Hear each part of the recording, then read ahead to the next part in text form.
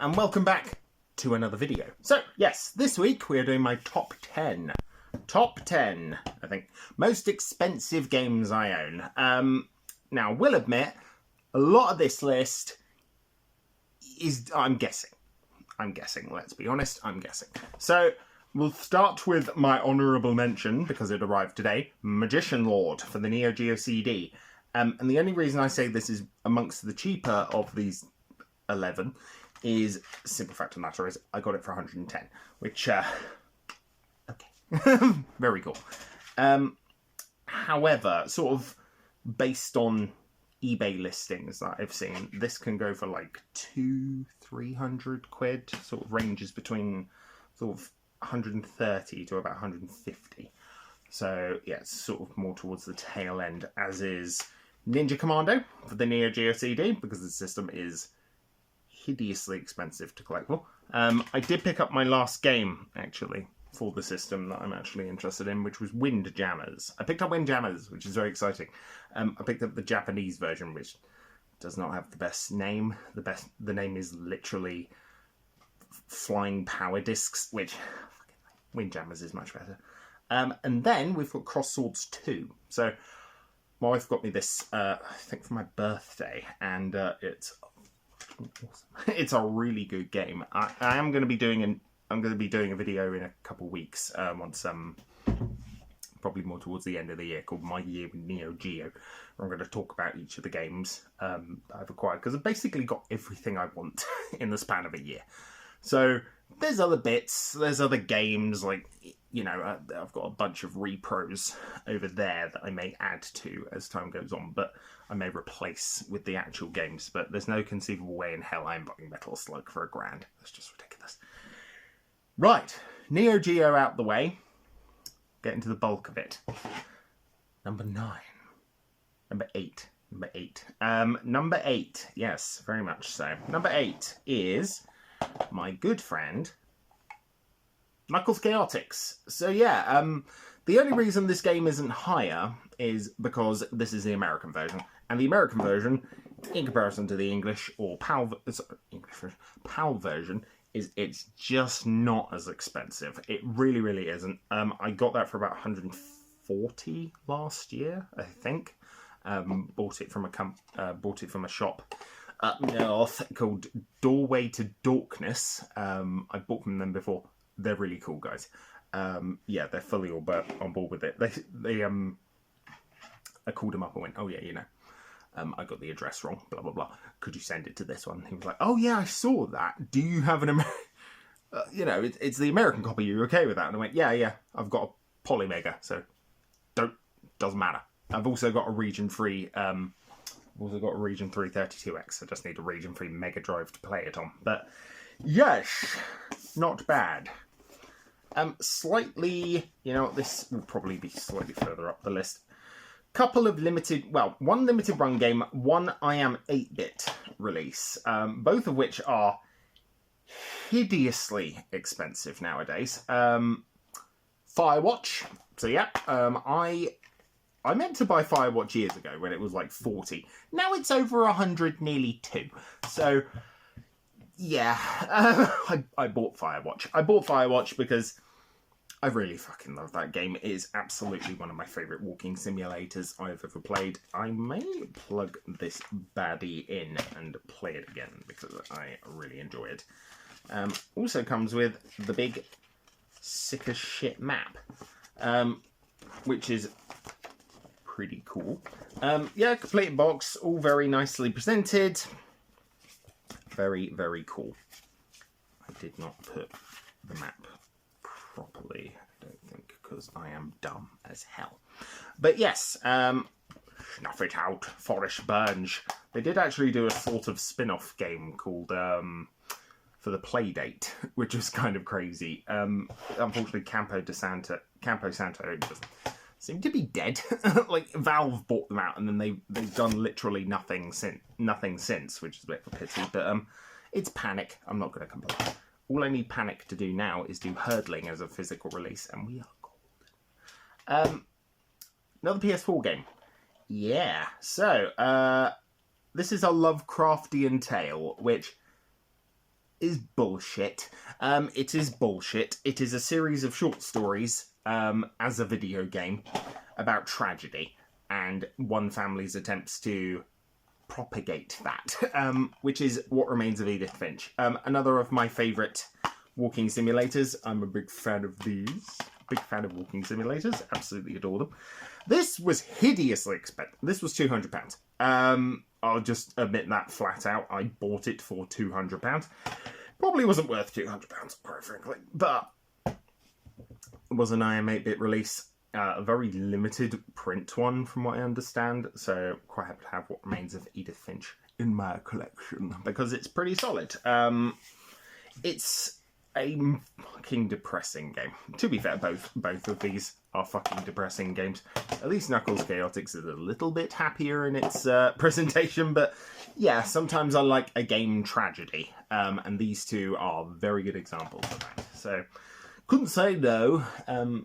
Hell, I think they're amongst my favourite games on the PS4, so awesome.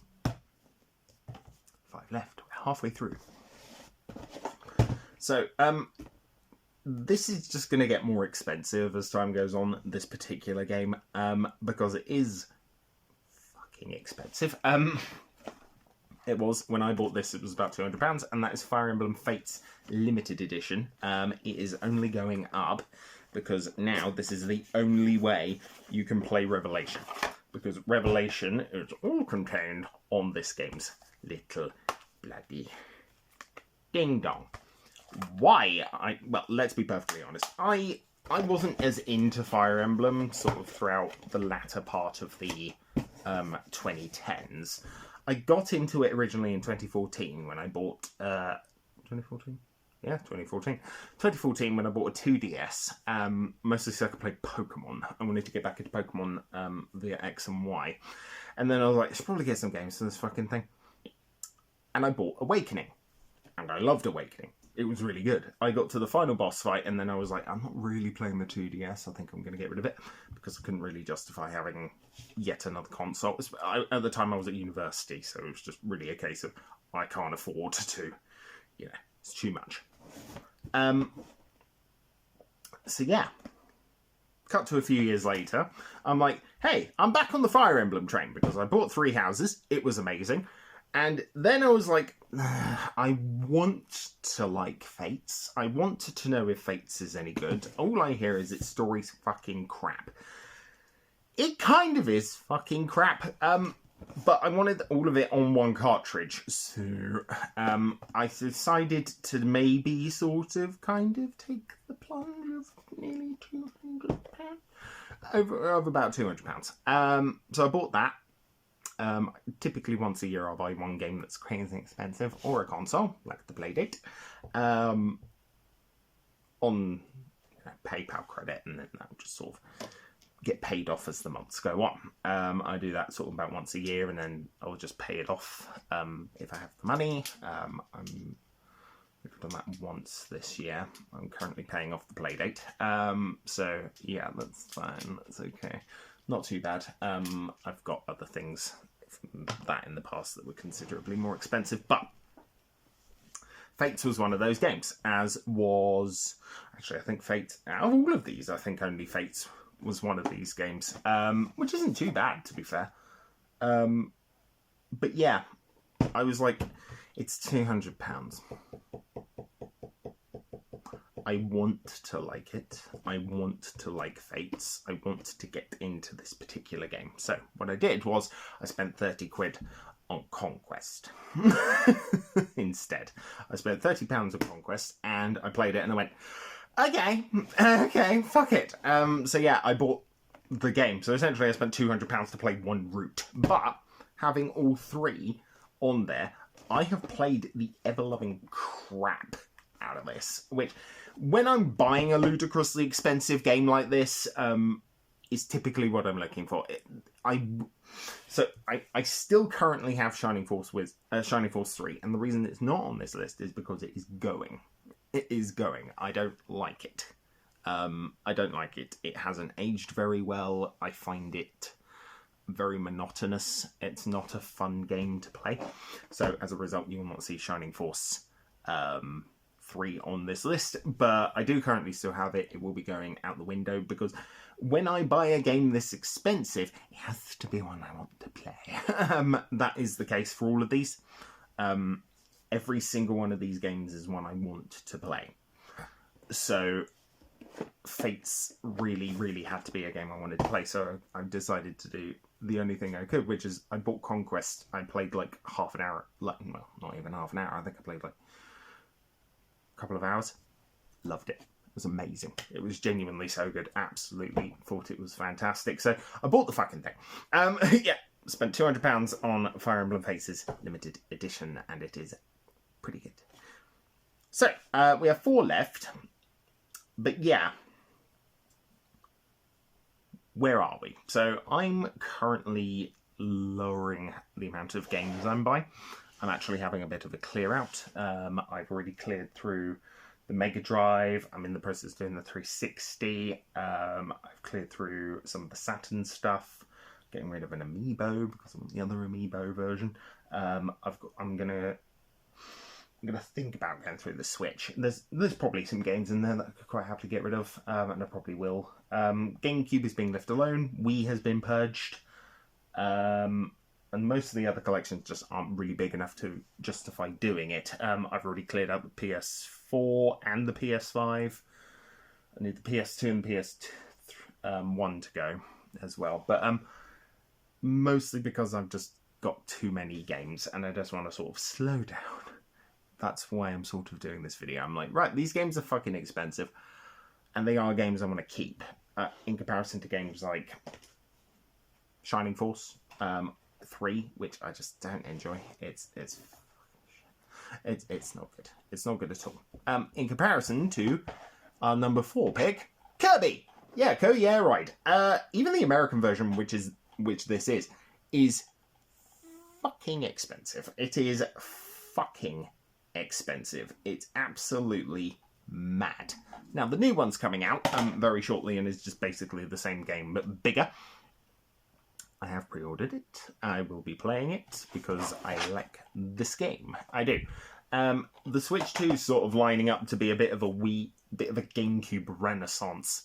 I've already played Donkey Kong Bonanza, which, for whatever reason, don't ask me why, reminds me of Wario World. And I really like it. So yeah, excited for the new one. But yes, I picked this up for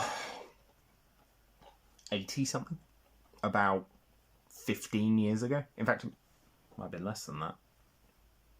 Another game, actually. I asked a friend of mine to pick these up from America, and one of those games is now astronomical. But yes, I think I picked this up for maybe 50 quid from America. I had it shipped to her house, which, okay. But yeah, couldn't say no. It's not the last GameCube game on this list. This is the last GameCube game on this list. Cubivore. Yeah, £200. Not complaining. This is one of those games where I really want to get a proper, nice reproduction case with a reproduction manual and put it in there. Because I never thought I'd own Cubivore because it is so prohibitively expensive that finding it for even just the disc for like I think it was 230, 240. It was nearly 250 quid. I know that went up a lot in a short span of time, but so does this game. So yeah, I thought I'd never own that.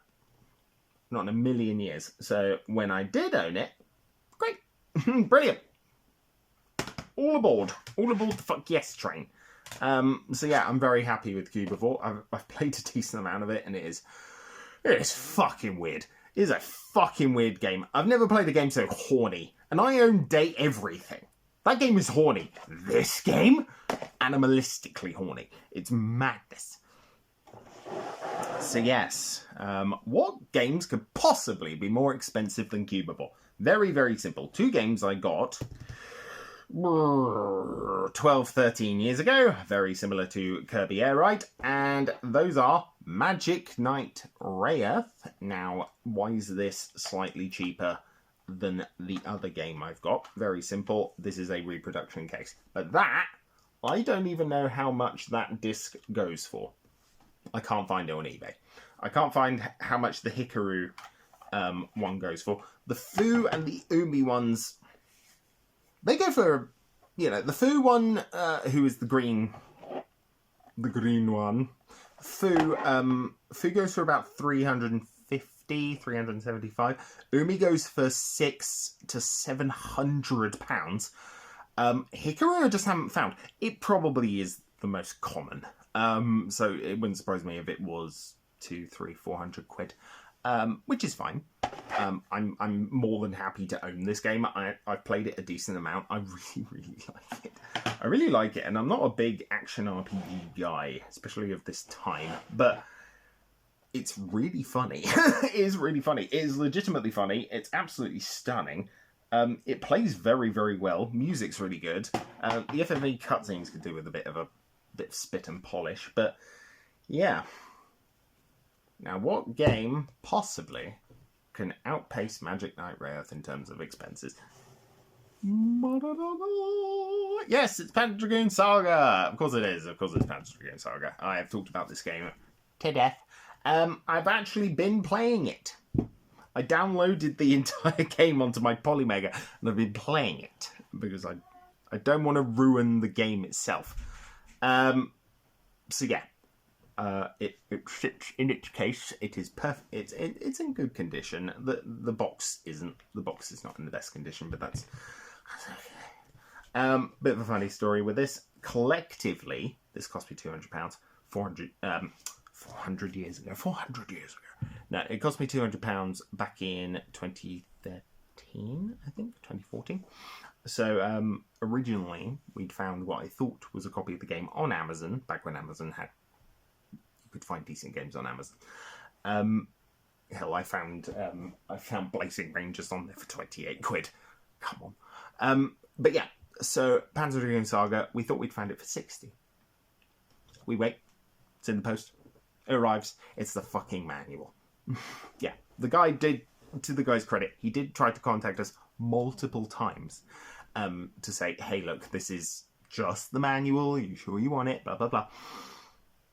So yeah, it arrived. I was like, shit, this was meant to be for my birthday. So I paid my dear mother off. I paid my mother £60 for a fucking manual, which is still in there. It is still in here. I haven't got rid of that manual to remind me to read the description.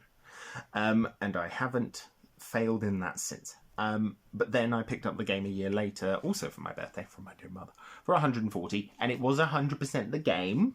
It is good. This is now nearly £600, which is an inordinate amount of money, and it is the single most expensive thing I own outside of Magic Knight Wrath. So, yeah, Saturn is expensive. Who would have thought? Yeah, hideously expensive, but worth it. Worth it when you can buy them for not £600-700. Really hope that Forever Entertainment do make a sequel. Not a sequel, make a Panzer Dragoon Saga remake. I would be all over that, provided somebody from Sega came in and handled it with them. But that's mostly because Remake 1 was crap, and Remake 2 looks also crap. But whatever. Anyway, that is me done for another week, which is exciting. I don't know what I'm going to do next week. We'll see. But yeah, anyways, guys, I will see you next time.